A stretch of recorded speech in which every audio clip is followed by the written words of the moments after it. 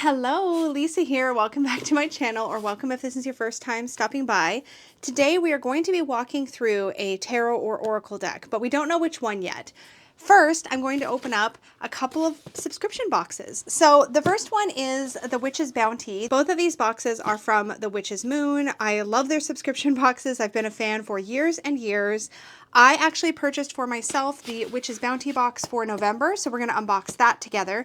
And then the team over at the Witch's Moon sent me over the October quarterly Page of Cups subscription box, which will have a tarot or oracle deck in it. So whatever deck is in there, we are going to be doing a walkthrough. So that's what we're doing today.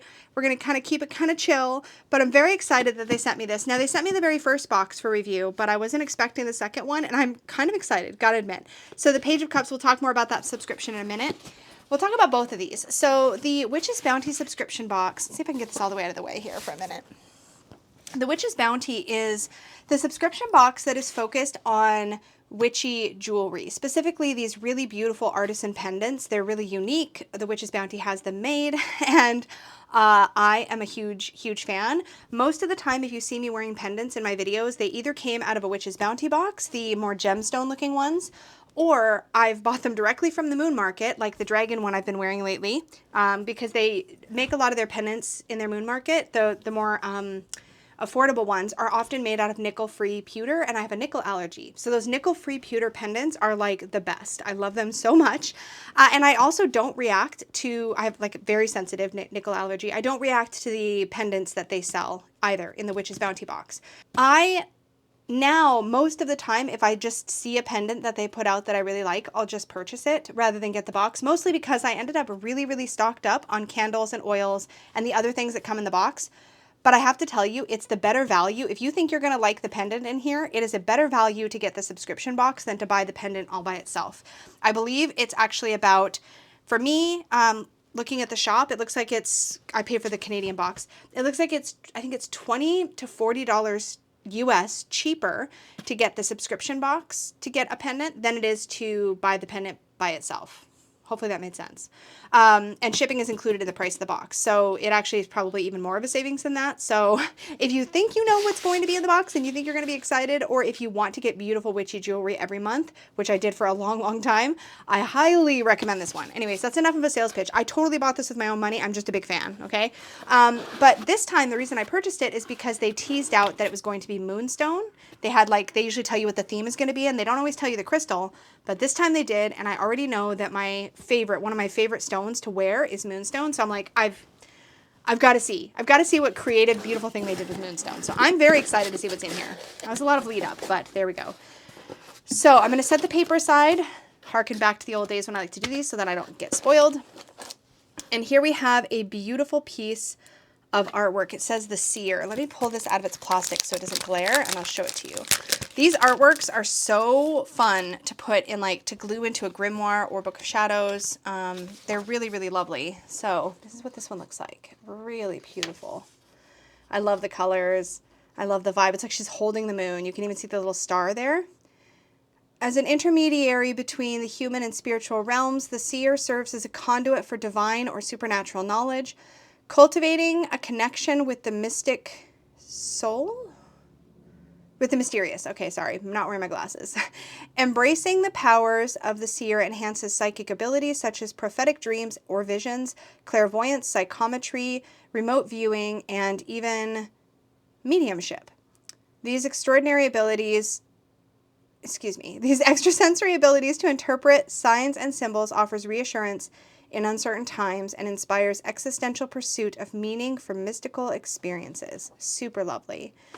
So I'm going to put that away now so that I don't mess it up. I do save these, and when it's appropriate to sort of put it into my book of shadows or my grimoire, I do that.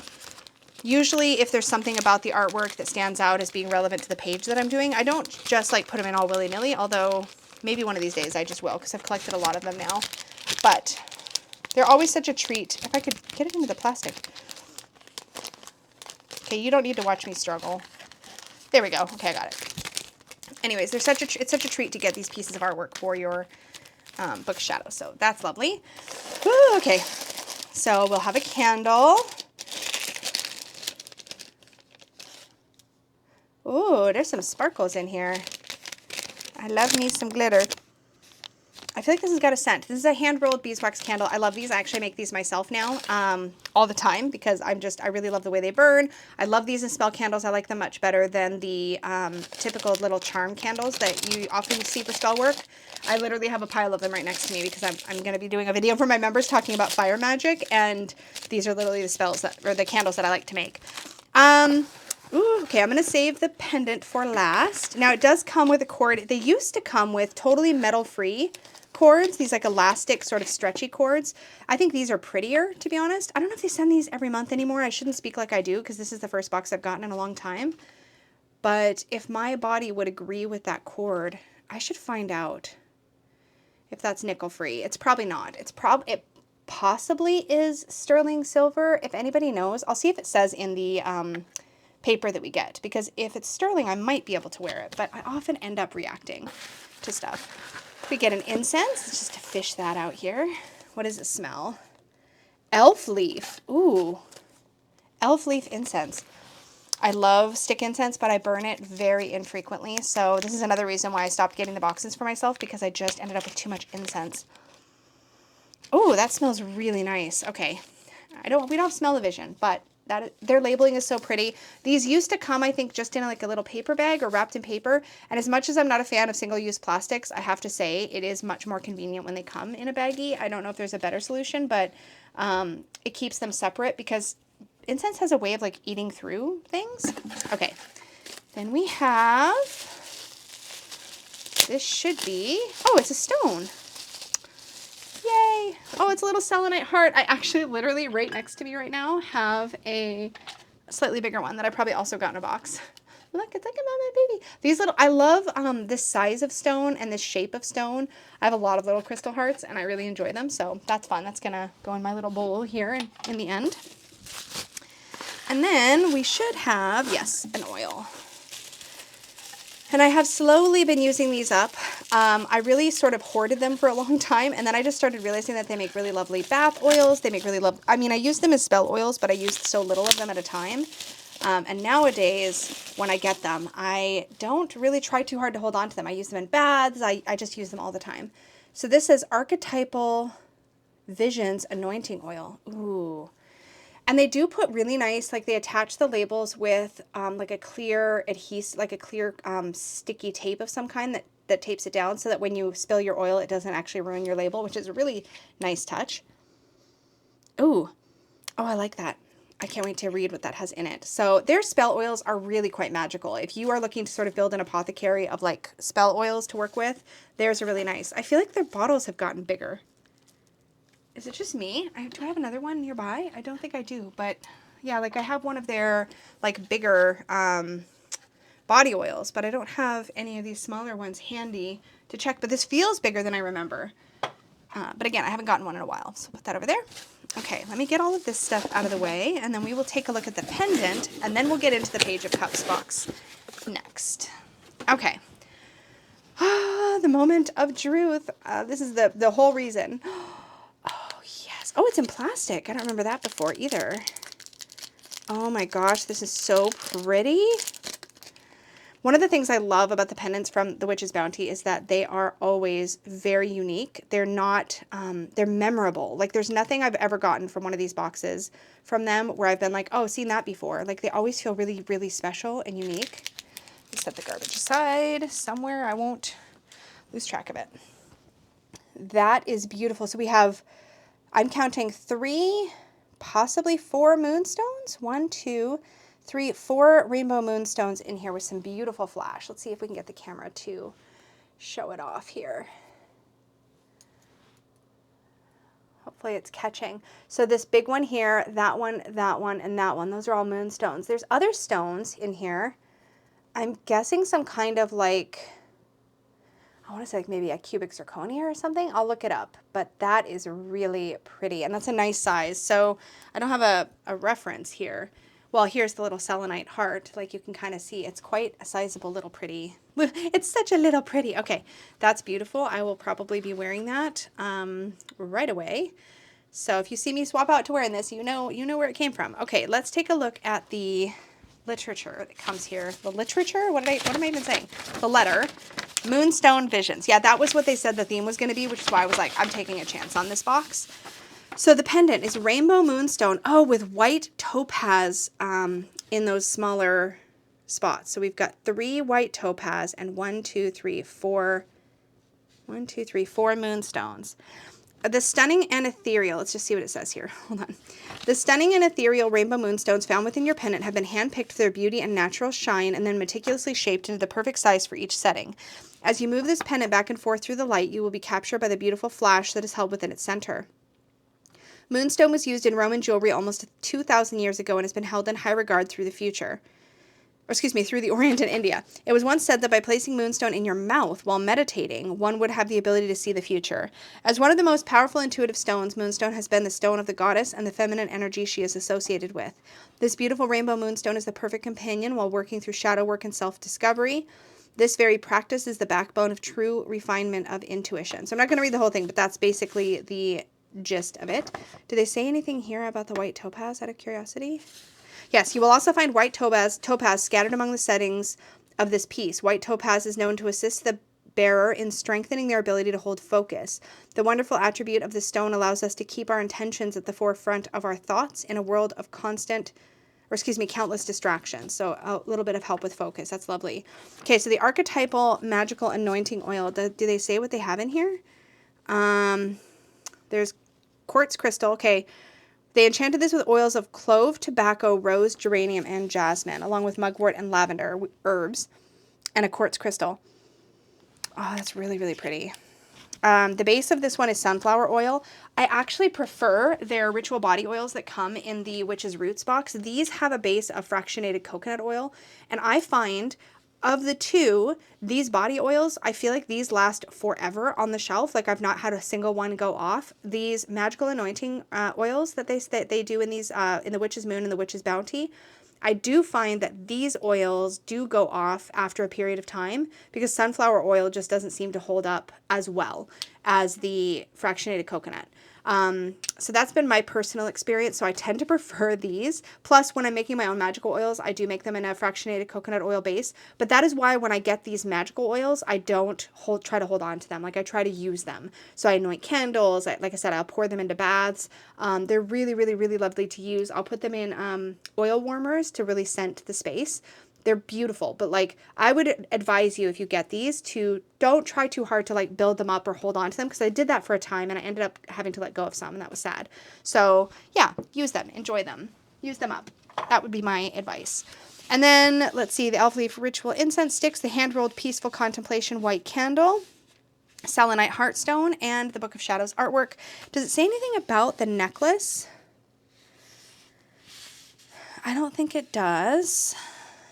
No. So I would be curious to know if anybody knows. I'm guessing this is just a basic like stainless steel or some other thing. It's nice that they include a cord, and the cord is always nicely coordinated to the stone. But I just usually put these on my titanium necklace that I always wear. So beautiful, beautiful box. Very excited about that. Let's just put this off to the side here. It can just live right there. How can we do this like a real YouTuber? Just put our little selenite. And this is actually, this candle holder is actually a Witch's Moon. It's a a Holly King candle that I just freaking love. Or Oak King candle. I always get the two of them mixed up. But yeah, it's oak leaves. Oak leaves and little acorns. It's beautiful. And it's actually burning a candle that I got from IKEA that is like a fire smell, like a fire scented candle. Like, you know, we're going with a theme here is the point. All right, so I'm going to go ahead and pick up the artwork and the incense and this other stuff, though, and get this out of the way, and the candle.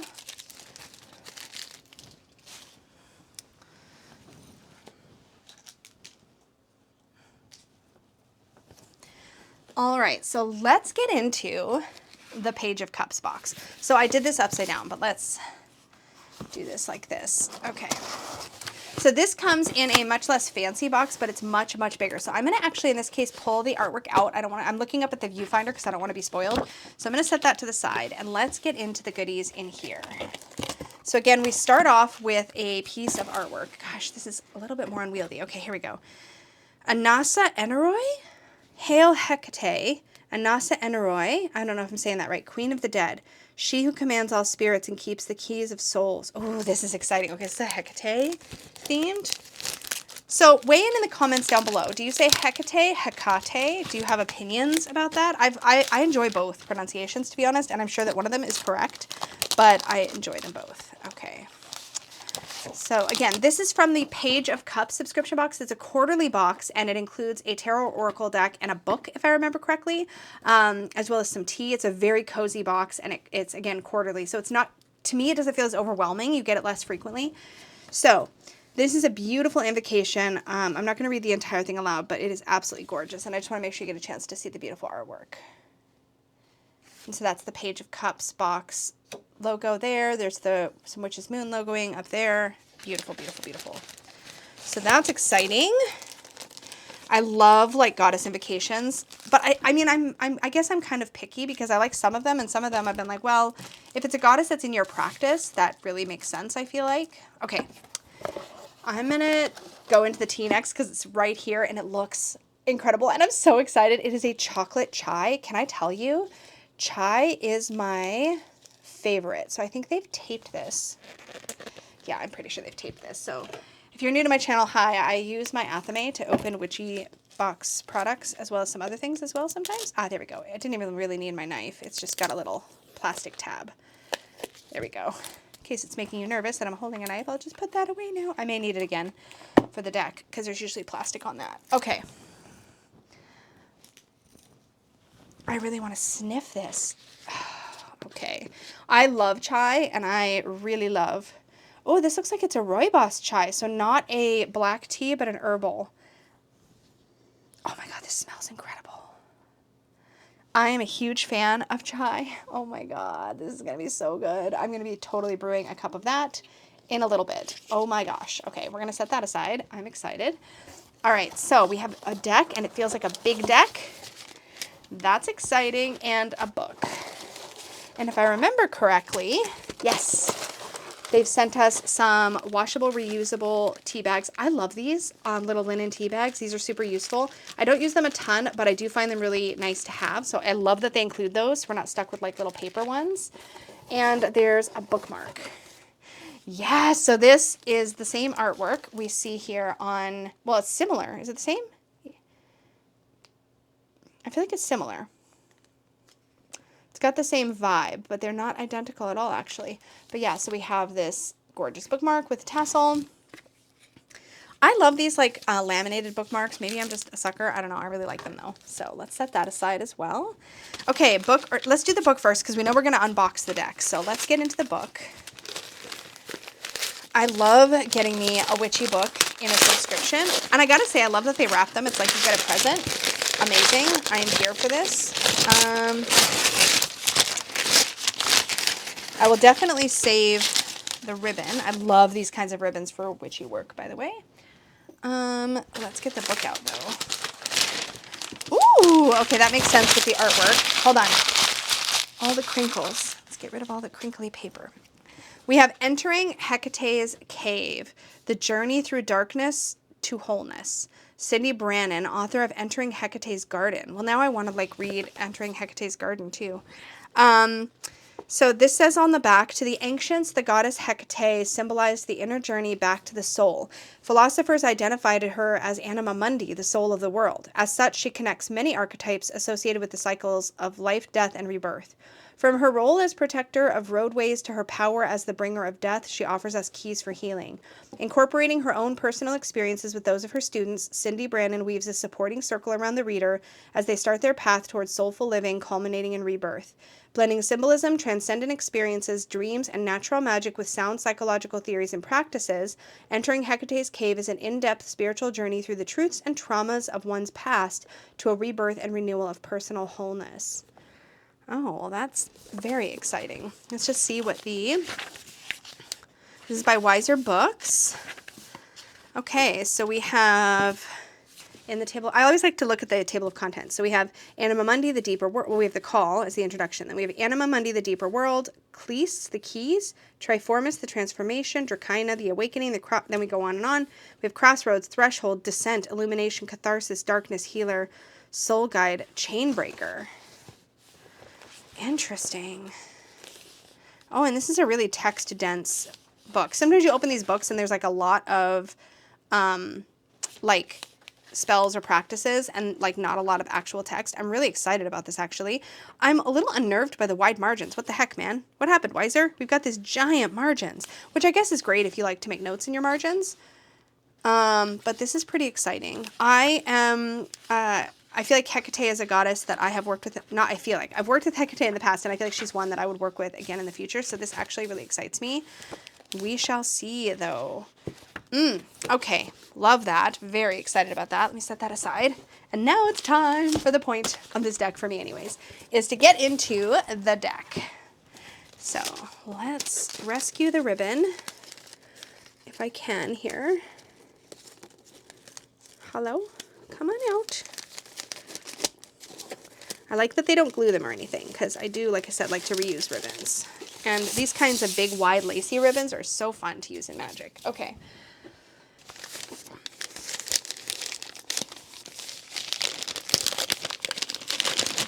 Oh, it's a Llewellyn book. I can see Llewellyn logo. Are you freaking kidding me? Hold on, paper noises. Yo, I'm going to have to cancel my pre-order. I totally pre-ordered this. This is the Witch Sister Tarot by Julia Jeffrey. This was 100% on my list. I'm so freaking excited. This is by the same artist who did Tarot of a Hidden Realm, which I didn't end up keeping, even though I loved the artwork, because it was very fae, but it wasn't fae the way that I work with fae, if that makes any sense. This is, as I understand it, based on a lot of Celtic legend, Scottish witchcraft. I am beside myself. I'm so excited. Okay, let me read the back. Thrumming with the power of Celtic legends and kindred spirits, this hauntingly beautiful deck captures the bold and mysterious nature of witchcraft. Julia Jeffrey's evocative artwork reimagines the Rider-Waite-Smith system into a world of iconic witches, magical familiars, and extraordinary stories. The full-color guidebook shows you how to invoke the aid of deities, connect with the elements, and make magic in your readings. Each card inspires a profound sense of chosen family through which you'll find boundless wisdom in your sisters in tarot. Ugh, are you kidding me?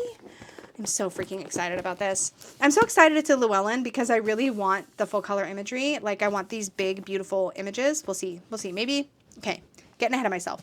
The magic of the ancestors beats in your blood. Feel its power and free your wild soul. This excites me because when I heard a little bit of murmurs. Oh, my deck's upside down. That's funny.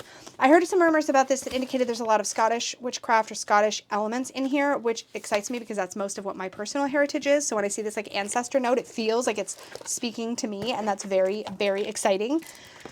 Okay, we're going to walk through it. We're going to look at all the cards together, but oh my gosh. This is going to be a long video, obviously, because I just unboxed everything, and now we're going to dive into a deck I've been so excited about. So yeah, we're going to be here for a bit.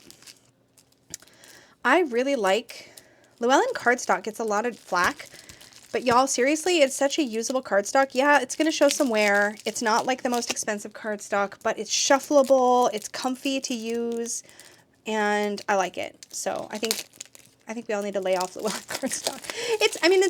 It's a mass market deck, right? Like, so it's going to be more affordable.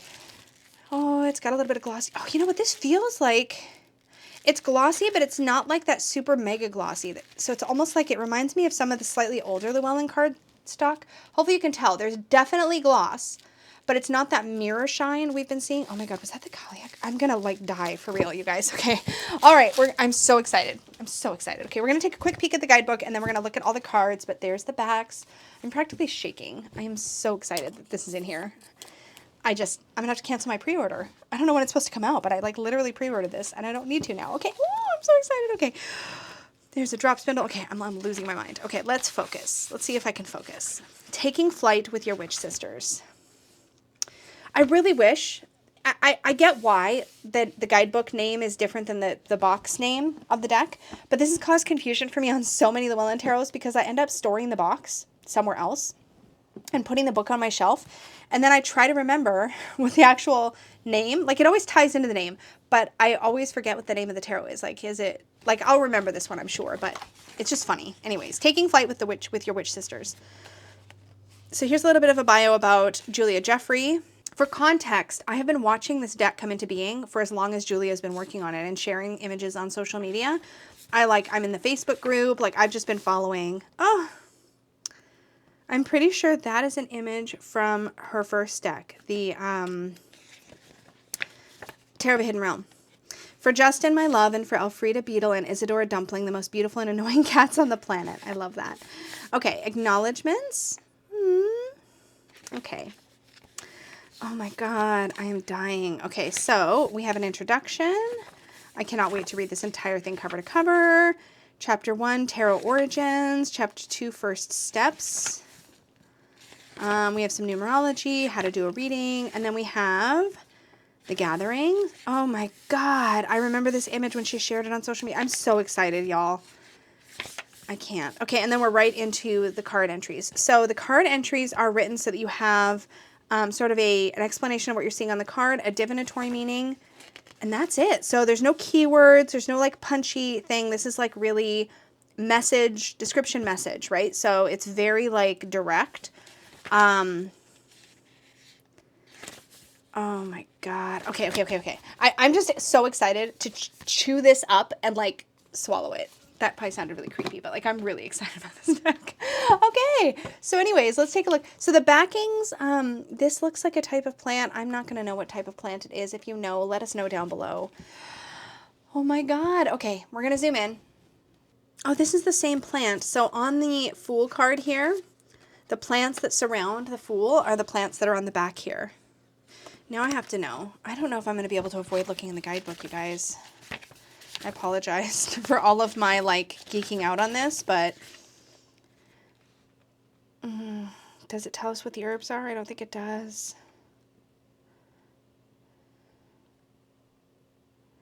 Long summer grasses, but no mention about the type. I'm pretty sure it's thistle. I want to say that it's thistle, but I don't know plants enough to know that for sure. If, like I said, if you know, let us know. It doesn't really say in the guidebook. Okay. Anyway, what I love about this, it looks like she's about to leap like a bunny herself or like a hare. There's hares in the moon. Oh my God. She's so wild looking. The Magician is the stag. Oh gosh. Nick Neven. Okay, I need to know. Y'all, we're going to be here forever. I don't know what to tell you. Like, it is what it is. The second card in the Major Arcana is traditionally titled the High Priestess. Nick Neven is the Great Witch Queen of Scottish folklore. Oh, y'all, this is my new, like, heart and soul deck. I just can't. In his highly influential book, Letters on Demonology and Witchcraft, Sir Walter Scott connects Nick Neven with the Greek witch goddess Hecate and also with the Wild Hunt and the Fairy Raid. As well as the name of this mythological figure, Nick Neven is also the title of a role within historical Scottish witch covens, equivalent to High Priestess, as also mentioned by Scott and by Isabel Gowdy. I've read about Isabel Gowdy. That's what I was trying to say earlier when I was reading that little tidbit. Isabel Gowdy is, they have a very long testimonial from her or confessional from her. It's a little bit weird to read that stuff because it was obviously like, these were like confessions that were extracted like under duress. So it's kind of a little bit wild, but we do get some information about what the practices might have been like back then. Anyway, let's see. The figure of Nick Neven remains shrouded in mystery, shadow, and moonlight are her domain. Surviving writings about her are extremely scant and mainly from centuries later than the time of her strongest folkloric currency, but echoes of her presence are still felt in Scottish culture today, perhaps most notably in her association with Halloween traditions.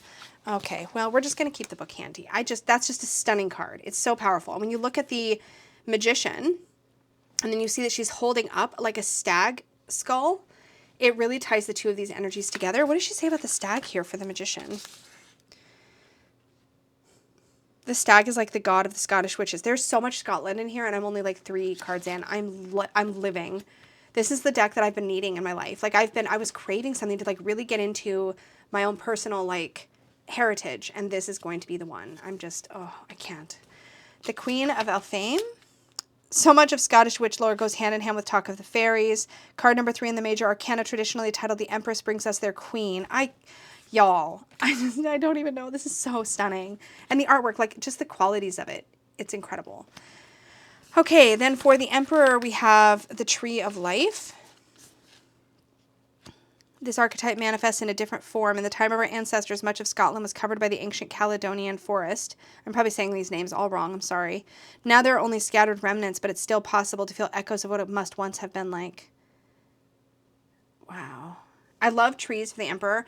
In my own deck, one of the trees that has the most personal meaning for me is the Western Red Cedar. And so I asked Francesca to put Western Red Cedars in the Emperor card of my own deck. And so I feel like this heart of having the tree, like a strong, proud tree or forest be a representation of the Emperor really works for me. The tradition. Oh my God. Inside the cave. Oh my gosh, there's a cave. Y'all, I'm about to cry. Inside the cave, it is dark and warm. Are our eyes closed? Are we awake or dreaming? How trippy is this? I was just talking about the tie-in with my deck with the Tree of Life. In my Unicorn's Journey Tarot, the Hierophant is a cave. And here we have a cave. And it's just like I'm freaking out a little bit. It's fine. It's fine. It's beautiful, though. The Lovers. Look at them. Oh, my God.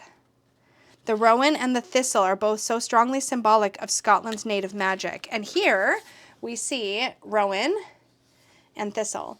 And it's funny because I recently came across a rowan tree. I remember because it struck me as a really interesting tree, and I'm not very good at identification, so I used my phone, did a bunch of research, took pictures, and identified it as rowan.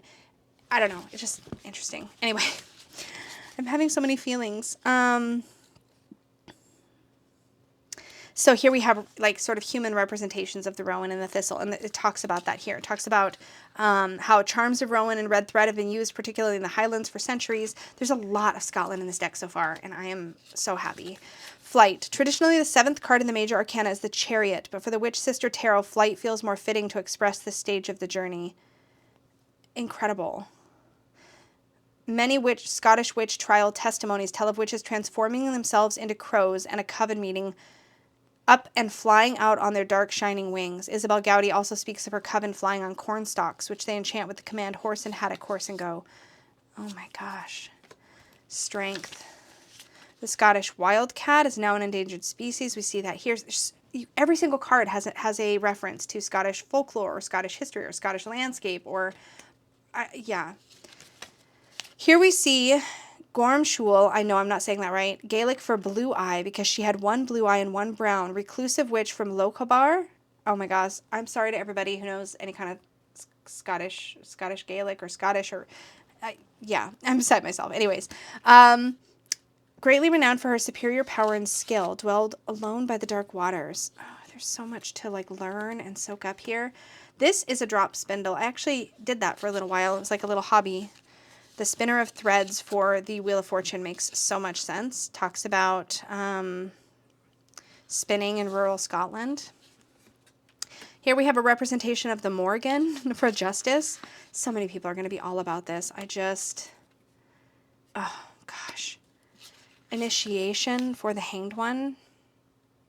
Here we also see the stag again.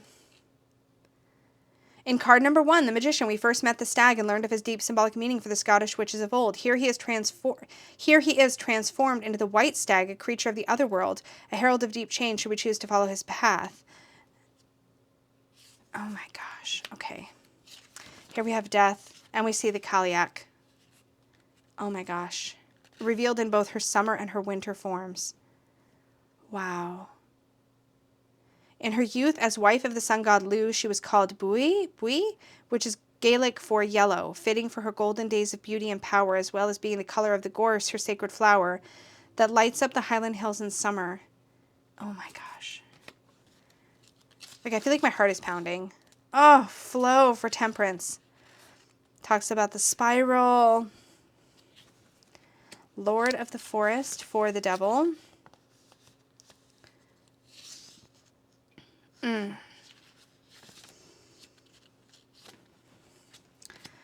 Elf stroke. Number 16 in the major arcana is traditionally the Tower, but the Witch Sister version is a little different. Scottish witch trial testimonies and folkloric accounts speak of witches firing elf shot, Neolithic flint arrowheads at their enemies. These weapons are described as having the quality of a thunderbolt. There's also a notion in fairy lore that the elf kind mark those humans they choose for their attention with a blue shadow across their face, and that being so marked out can bring great gifts, but also may cause affliction or even madness. The medical term stroke evolved from elf stroke, when it was thought that the paralysis and other sufferings were inflicted by angry elves whom a human victim had displeased. Whoa. Oh my gosh, look at these faces. Ancient starlight. Here we have another representation of the Kaliak. Oh, you all, I don't even know what to say. Moonchild for the moon. So this one was Ancient Starlight. This was the star. Moonchild for the moon. This is very out of the box. I have to say, props to Llewellyn, because a lot of times their decks are very, they like to stick to more, like, I guess, accessible, more beginner-friendly decks, and I feel like this is very deep and rich. Not to say their other decks aren't deep and rich. I love their decks. Many of them are very deep and rich. Don't misunderstand me. But a lot of them do follow a very, like, visual pattern, right? And there have been some that have stepped outside the box. Julia Jeffrey's first deck, the Tarot of the Hidden Realm, is one of them. So obviously there is, you know, a precedent for this, but this just feels intensely powerful. And again, I know that this was some people's reaction to Tarot of the Hidden Realm, and I feel like I'm getting it now, you know, because this is speaking my speak. But anyway, so many thoughts and feelings. The sun. This is Lunasa. This is going to be Lu. Yeah, Celtic sun god Lu. Yes. Oh, renewal. This reminded me so much of a card. It was in the book, and I said it was from the Tarot of the Hidden Realm because it reminded me of a card from the Tarot of the Hidden Realm. But it is indeed the Judgment card, renewal. Hares are hugely important in Scottish witch lore. It talks about the hare and the young witch. Oh, look at her. Of course, here we see the Kaliak again. So the Kaliak has shown up 3 times, if I'm remembering correctly, maybe more, in the majors, which is literally making me so happy. I actually purchased this little goddess figurine so I'd have something to sort of represent the Kaliak in my practice. But I'm really feeling her presence through this deck so far, and it's making me very, very happy.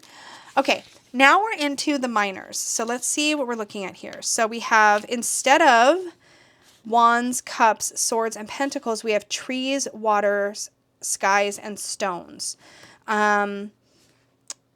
So there's going to be a little introduction talking about how each suit is similar to the original and how it's different.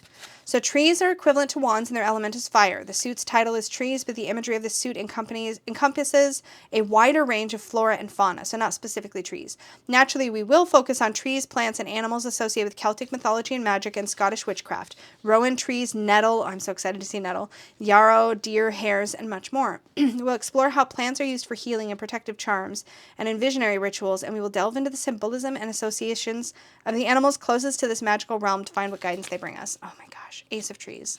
Here we, of course, have the hare, the Two of Trees. Oh, this is really cool. In each suit of the Witch Sister Tarot, the twos contain twinned or mirror figures as we see here. The ace was like the bud on the rowan tree, packed with all the potential energy of the suit. Now the bud bursts open, and we see rowan berries there. Now the bud bursts open and unfurls into the two. The Two of Trees evokes questions. Are these twin sisters? Is it really 2 women? Or one seen twice? Talks about that a little bit. Oh. Okay. And rowan berries again. Here we have the 3 of Trees. And we have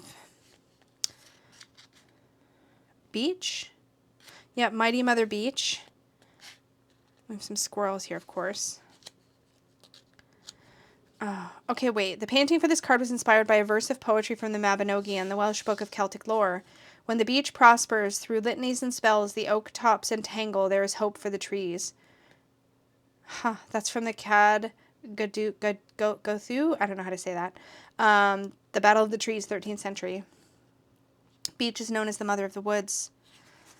Oh my gosh. 4 of Trees.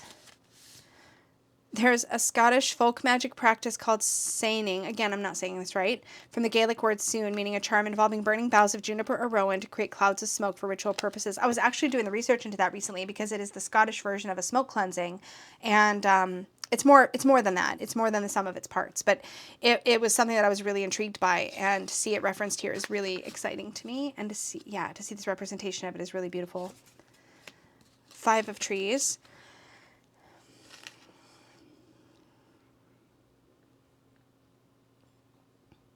I just want to sit here and like read this and like there's so much happening. Here's another reference to Isabel Gowdy. You can tell this is Julia Jeffrey's passion project. There's so much. Julia has been a presence in discussions of Scottish witchcraft and Scottish folklore for a long time. I've seen references to her work tied up with other well-respected sort of Scottish pagan or Scottish witchcraft or Scottish historians, I should say. And so seeing this here and seeing this kind of representing so much of the things that I've come across in other parts of my research, it's just pulling it all together in such a beautiful and powerful way. This is not just the kind of deck, to me, that I feel like I would just like whip out, like start throwing cards. Like I feel like there's so much depth here. I'm really excited. Okay, sorry, 6. We're going to just have to flip. We're going to have to flip through cards because I just want to like sink in every single one. Here we have the 7, and we have another reference to the Scottish wildcat. Here we have the 8 of trees, thistle and bluebell, gorse and nettle. There's the nettle. Yep. Yarrow, nightshade, and bog myrtle. 8 of the wild plants central to Scotland's rich history of herb lore and folk healing. The thistle runs riot through the witch sister tarot as it does over the land. Oh, I just look at her. Oh my gosh. The 9 of trees.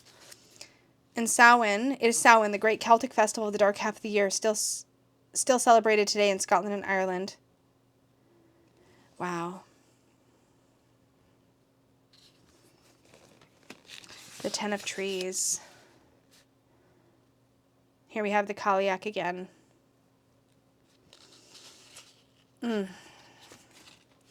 Maid of trees.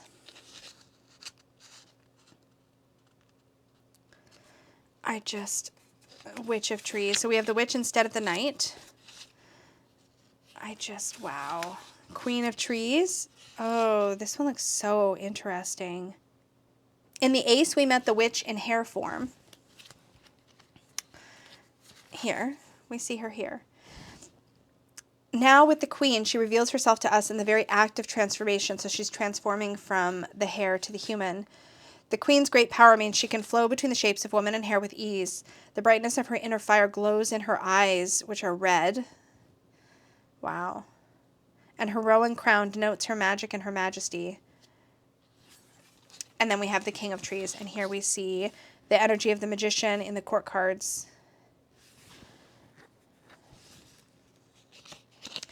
In The Magician, we spoke of how strongly the stag symbolized freedom and sovereignty to the Scottish people and became an emblem for witches during the time of their greatest persecution. And also of the far older resonance of the image of the stag is found in Neolithic carvings. He is the eternal guardian and noble spirit of the land. Wow, wow, wow, wow, wow. Okay, whew. Water. So it says, waters relate to the traditional suit of cups. Clearly their element is water.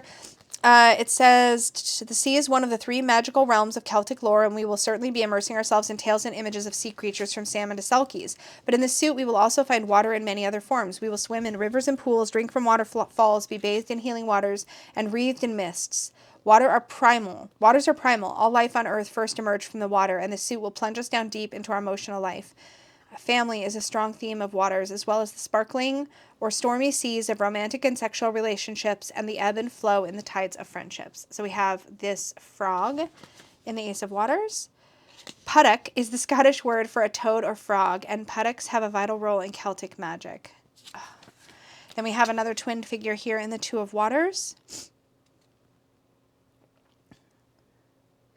Nick Neven, the High Priestess, rules over the twos, and the double moon that we see in her card is echoed in the 2 new moons marked on these sisters' brows. Those crescent moons and the way that they're marked is, to me, feels like a direct reference. It may not be, but in the book, The Mists of Avalon, they talked about the Sisters of Avalon using woad, which is an herb that creates a blue dye, to basically tattoo a crescent moon on their forehead as a sign of their priestess status or their priestess. What is the right word for that? Anyway, that is really lovely. I love seeing that little nod there. Yep. Sources of water were of huge ritual significance to the Celtic people. Okay, so 3 of Waters. Here we have a salmon, I'm assuming, right? Yeah, salmon. 4 of Waters. She has the salmon on her chest here. And on her brow. The 4 of Waters speaks of lineage and homecoming. The 5 of Waters. Wow, there's a wealth of Scottish lore, witch lore connected to storms and wind raising. which looks like what she's doing here. She's like calling up the winds. Oh, that's crazy. I love that. This feels like it would be like more of an air card, but it looks like she might be on a ship. Let's see. With so many coastal and island communities where survival was dependent on fishing, this is not surprising. There are many records of wind-raising spells, often involving a knotted rag or rope, which is what she looks like she might be holding there. One example preserved in Isabel Gaudi's testimony is this verse: I knock this rag upon this stone to raise the wind in the devil's name. It shall not lie until I please again. Fishermen setting out to sea would also buy knotted charms from local witches with several knots tied in them and instructions to untie one for a gentle wind or two for a stronger one, etc. Oh, cool. Okay, so 6 of Waters. We have a reference to kelpies. She's got waterweed in her hair. Oh my gosh. The 7 of Waters. The Irish also link them to the goddess. It's talking about another version of the Cailleach. Let's see. What does it say here? Cormorant. Okay, so it says, huge and almost prehistoric in appearance, the cliff-dwelling cormorant can wheel on high, then, quick as lightning, plummet deep beneath the waves, following the silver gleam of fish. In Ireland, this imposing seabird with its enormous wingspan, long serpentine neck, and powerful hooked beak is called the Cailleach dubh, or black hag, the name deriving from an older Gaelic term Cailleach, meaning the veiled one. The Irish also link them to the goddess in her aspect as the Cailleach Biara, guardian of the dark months of the year. Cormorants also feature prominently in the folklore of the Highlands and Islands of Scotland, with many tales of shape-shifting cormorant witches. Oh, cool. 8 of Waters, we have reference to Selkies here. The lore around Selkies makes a lot of sense for the 8 of Cups to me. Then we have the 9 of Waters. This is an important card to me, so I'm curious what this one represents. Iron Age Celtic mirrors are extraordinarily beautiful, mysterious objects. The skill and artistry of their design and making is spellbinding. Their function and significance is still the subject of much debate, but their rarity indicates that they would have belonged to those of very high status. They have often been excavated from burial sites, suggesting a ceremonial or ritual purpose. They may bear a connection to later examples of scrying mirrors. Let's see, it goes on. There's a sacred number in Celtic magic, and the 3 times 3 of the 9 takes us to a high level of attainment. The seer gazes through the beaten and polished surface of the mirror, letting her awareness sink down into the fathomless depths, reflecting on the swirling shapes, the ebb and flow of the images that come. The hermit and the sun are the majors ruling the 9 of Waters, showing us the need for a time of seclusion, of drawing back from the bustle of daily life to look further and go deeper, before we can bring our treasures back into the sunlight and share what we have found. This is such a, there's a lot here. The 10 of Waters, and we see Caradwen. The Cauldron of Caradwen. Wow. Then we have the Maid of Waters. I love her. She's so sweet. We have the Witch of Waters. So again, in place of our knight. Cleona is the daughter of Manannán mac Lir, Celtic god of the sea. The Queen of Waters, Fand, wife of Manannán mac Lir, the Celtic god of the sea, was known among the Tuatha De Danann as the Pearl of Beauty. Wow. And then the King of Waters, we have Manannán mac Lir. So we have this like sort of deity family showing up. I'm trying to see, was that the case of the page? Was the page connected to this story? No. So it looks like if I'm reading this right, then the witch, queen, and king. So we have the daughter of Manannán mac Lir, the wife of Manannán mac Lir, and then we have Manannán mac Lir here. Oh my gosh. Okay. Then we have the Ace of Skies. So we're now into the sword suit. We have the Crow. The 2 of Skies. We have that mirrored image again. 3 of Skies. Magpies. And again, we're not seeing any remnant of the sort of Rider-Waite-Smith composition in these forms, in these pieces of art. And it's just very special. Okay, 4 of Skies. The humble-looking little wren is one of the most magical of birds, woven through Celtic lore by many mysterious threads and holding the key to profound healing and transformation. Oh. Wow, wow, wow, wow, wow. The 5 of Skies. The whirlwind is a recurring motif in Scottish witch testimonies and broader Celtic folklore. Okay. The 6 of Skies, we have the Tabshir. I always forget how to say this. I've heard it before. I actually remember having to look up the pronunciation for it for something. I wish I could remember what it was, but it has something to do with my research into Celtic, Scottish Celtic specifically mythologies. Anyways, the tabshir was an essential intermediary between the folk and the world of spirits. Seven of Skies. There's henbane here. Possibly talking about witch's flying ointment. Oh my gosh. Okay, we have Eight of Skies. There's literally Scottish mythology, Scottish Celtic mythology in every card, and I'm like beside myself. Okay, in the Nine of Skies, in punishment for shaming her, the hero Lu was cursed by his mother, the goddess Arianrod, so that he could never have a mortal wife or become king. The magicians Math and Gwydion created a woman for him out of the flowers of the oak, the broom, and the meadowsweet. They called her Blodeuwedd, meaning flower face. But the word is also an ancient name for the owl. Blodeuwedd was never asked if she loved Lu or wanted to be his wife. One day she met the hunter, oh, I'm not going to be able to pronounce this one, Groen Nope, can't do it. And the two of them really did fall in love. This is going to make me whip out my copy of the Mabinogion again. I'm so stoked. Okay. Mother Sky we have here for the Ten of Skies. Oh, okay. Then we have the Maid of Skies. We have the Witch of Skies. Her symbol is the crow, marking her for the Morgan. Wait. The Witch of Skies is a seer, able to read signs and portents in the flight of birds and in the shifting patterns of weather. She can also use her magic to manipulate the weather, summoning storms at need to protect the tribe and confuse enemies. Her symbol is the crow, marking her for the Morgan, whose prowess in magical warfare is legendary. Repeatedly in Celtic lore, her actions turn the course of a battle, as when, with her sisters Macha and Badb, she aids the Tuatha De Danann in their war with the Firbolgs by calling down storms of sorcery and a dreadful rain of blood that prevents the enemy from moving for 3 days and nights. I cannot wait to see what the recommended reading. I hope there's references or recommended reading in this book. I really, really hope there is. Okay, so Queen of Skies. We have the Great Queen, the Morgan, an aspect of the Morgan. Wow. Okay, and then the King of Skies is the Raven King. Now we have the stones, and we have a serpent here. The serpent stone, or Clach Nathrach, in Gaelic, was among the most prized talismans of the Celtic Druids, said to be created in summer by innumerable serpents writhing their bodies together. That must be what we see here. And so secreting a mysterious substance that generated an egg. There's a whole story here. Oh my gosh, okay. Then we have the Two of Stones. We see the spiral again showing up.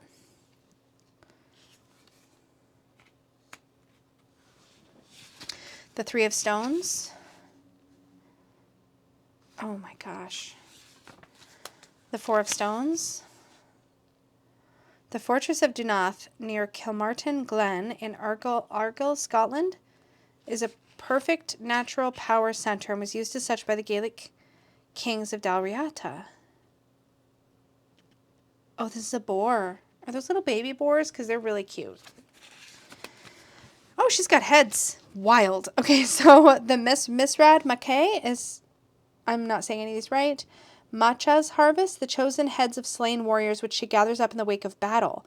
Like most important figures in Celtic mythology, Macha is complex and many-faceted. She's an emblem of the strength and power of women, and she calls down retribution upon boastful and cruel men. That's pretty obvious here. As one of the three Morigna aspects of the Morgan, she summons a rain of blood to aid the Tuatha De Danann in their battle with the Firbolg.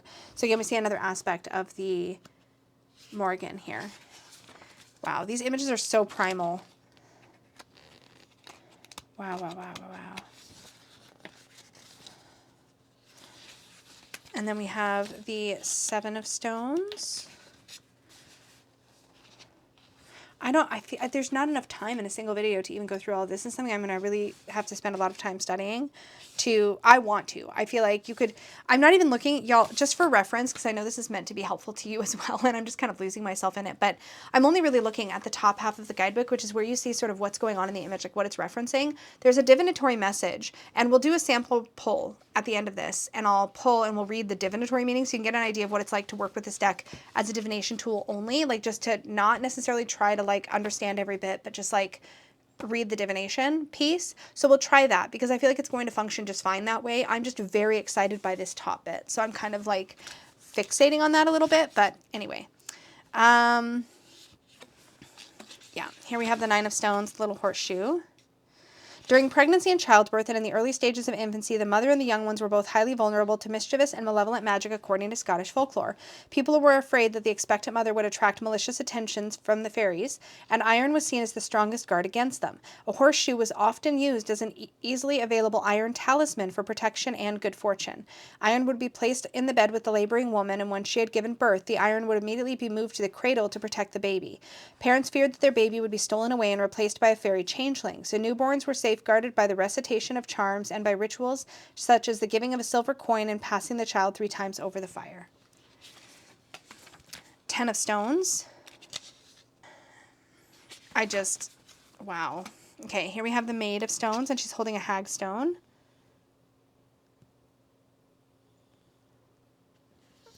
Wow, okay. We have the Witch of Stones. We have the Queen of Stones. I can't pronounce so many of the things that are showing up in the book. Oh, no. Okay, and then we have the King of Stones. And I'm hoping there's just some references or something in the back here. The King of Stones is a warrior chieftain who has fought many battles and bears the scars. Okay. I need to see what else is in the guidebook. So we have part 3, Taking Flight. So we have some spreads. 3 realms. Oh, please have there be. Okay, Making Magic. Dawn till dusk, light a candle, familiars, covens, reflection. No, okay. I need like Julia Jeffries, like personal, like recommended reading.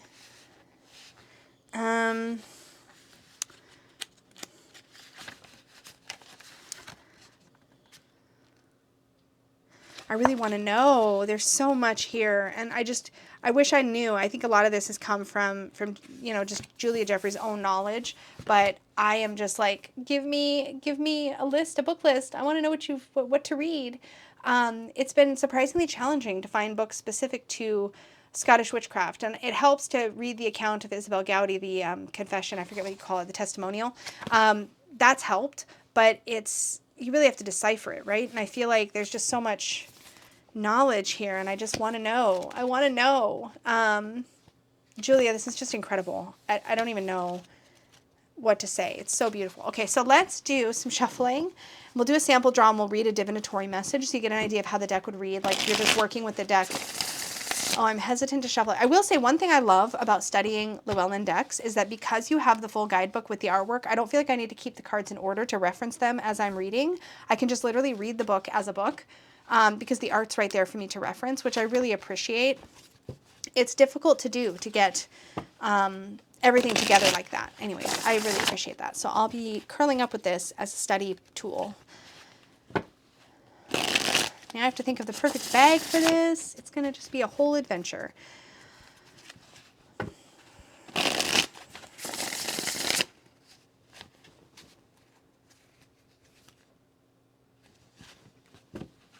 All right. Let me do a couple of other shuffles here.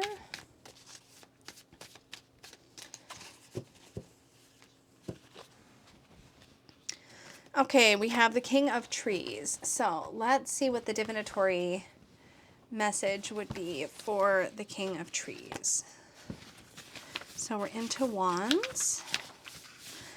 Okay, divinatory meaning. The king must be at one with his realm. The king is the land, and the land is the king. Nowhere is this more clearly embodied than in the King of Trees. His natural nobility and radiant self-assurance are born of his deep sense of belonging. He takes his rightful place in the world without question or doubt. His dynamic power, courage, and purity of spirit will inspire his people and bring them rallying to his standard without fail. This is someone passionate and generous as well as extremely confident and capable. His instinctive response is to take charge and act to improve any situation. The only conflict within his role is his questing spirit, which resists being tied down, as the nature of fire is to move and grow, so he may chafe against constraint. Now that was a court card, so it reads like a profile of that court, which is totally fine, but let's do another card to get a non-court card. Yeah, here's the Eight of Stones, so we can see how it reads differently. So let's read the Eight of Stones. Like the Glaistig, I don't know how to say that, which Glaistigs are Scottish spirits of place, half woman, half goat, excuse me, clothed in green with long golden hair, deeply connected to their particular location. It goes on about them there. So like the Gleistig, when we are shown appreciation and feel that we belong, we are able to give our best. The Eight of Stones shows us a stable and nourishing work environment in which we can flourish. The majors governing the Eight are Strength and Moonchild, and in the current situation, the fortitude and stamina of the first can combine with the intuition and vision of the second. So basically what she's saying here is that the fortitude and stamina of the Strength card combines with the intuition and vision of the Moon card, or the Moonchild in this deck, to great effect. We are being given the chance to be a guardian of something precious. Yeah, I really feel like this is not the kind of deck that's going to like hand you a divinatory message on like a silver platter. You're going to need to sit with it. This doesn't feel like the kind of deck you're going to throw down and get these like fast, zippy, punchy readings. It's going to be like slower than that in a beautiful way. So the 10 of Trees. We'll do one more just to get a good feel for it. There's the Queen, Maid, 9. Okay, so the 10. Being alone does not mean that we don't belong. Now remember, this is like the 10 of Wands, okay? The land loves us. We have roots that reach down deep into the earth. In our hearts, we know that we are held and cherished. In winter, the sun's fire becomes a fleeting presence in our days, and we must hope that we have enough fuel to put by to keep us warm at night. With the 10, something is coming to an end. The light is waning as the sun goes down into the west. But there's no need to grieve. The time is right for this ending. All that needed to be done has been done. All care and love have been given. It's time to let go and move on, knowing that our guardianship has made the world a better place for others, and our memory will be treasured. The 10 brings transcendence, and we may not be able to see clearly yet what lies ahead, but we know we have the strength to greet it wholeheartedly. Wow. Okay. I don't even know what to say. I'm so beside myself that this was the deck included in this subscription box. Let's quickly, because I have a few things next to me, just, for reference, I have the book Visions of the Kaliak, which I have been slowly sort of just exploring, very little bits at a time. This is by Sarita D'Este and David Rankine, exploring the myth, folklore, and legends of the preeminent Celtic hag goddess. This has already been sitting. Oh, I lost my page. Oh no, this has already been sitting on my reading table because I've been working with this. I think I'm in this From Spain to Ireland section. We'll see. I'm just gonna pop my bookmark back in place here. So I've been reading this. I've also been enjoying the book. The deck, Wisdom of the Kaliak. So I'm just going to pull that out here and let's just see what we think of it next to. Oh yeah, like this is going to be awesome. So we have, let's just pull out Long Road. There's not a ton of cards in this, but it is, of course, inspired by the Kaliak, who again, I've been doing some work with. Oh, I'm so excited. I feel like these go beautifully together. This is going to be my new personal working combination, I think, for a long time. I just want to sit with this. This is all of the magic I've been wanting for my personal practice lately, with really wanting to connect to my heritage. And there's so much shared symbology here. Now I have this one, which is fabulous. I also have the, what's it called? The Magic. It's a Celtic one. I can't remember, but this one is just too perfect of a pairing to, it's just too perfect of a pairing. I can't. So this is the Wisdom of the Kaliak Oracle. This is by Jane Brideson. I will link, I believe it's the Facebook page. She does a printing of this deck, I think about once a year in the springtime, if I remember correctly. So you just have to sort of get in there on the timing when she announces that she's going to be doing a printing. So I will try to remember to link her Facebook, which is how I found out about it before. But I've been working with this deck in combination with the book, The Visions of the Kaliak, already. I'm so excited. I just can't even. So first of all, thank you to the team over the Witch's Moon for sending me the Page of Cups subscription box. This is my second one, as I mentioned, that I've received. I will have a link down below to the Witch's Moon, both the Page of Cups section of their site, so you can check out this subscription. Like I said, it comes out quarterly, and this was the October box, I believe. So the next one should be in January, I'm guessing. If I've done my math correctly. So there will be another option or another box in the future. But the first one that I got came with the Practical Magic Oracle, like a mass market Oracle deck. So I will have all the information on how you can subscribe to that. I don't even know what to do with myself. I am just like so beside myself. I just don't even know what to do here. Okay, hold on. Let's just pull out some of the things so that we can see what came in all of this stuff that came in. Okay, let's just do that. That seems nice. What am I missing here? We've got the oil, the pendant. Oh, I never did read this. Yeah, Entering Hecate's Cave by Cindy Brannon. Witch Sister Tarot. The first edition has been published in 2023, scheduled to release in the later months. This beautiful set includes a 7-8 card deck and 240-page full color guidebook. I just can't with that. Chocolate chai herbal tea. Okay, we're good. I'm just babbling now. I guess we also had the incense and this beautiful artwork here. So that is what we went through today. Thank you so much for hanging out with me. As I said, I know that this was a longer video, but I really appreciated being able to just hang out with y'all and go over all of this. I am, as I said, beside myself. I think that's obvious now. I'm definitely going to be working with the Witch Sister Tarot, so it'll probably be quite some time before I circle back to sharing my thoughts on it, because I'm probably going to be working with this over, like I said, a long period of time. I'm repeating myself now, but you get the gist. So I will keep you posted once I have gotten a firmer grasp on it, but I'm very, very excited about it. Thank you so much for hanging out with me, and until next time, may your magic always shine from the inside out. Bye, y'all.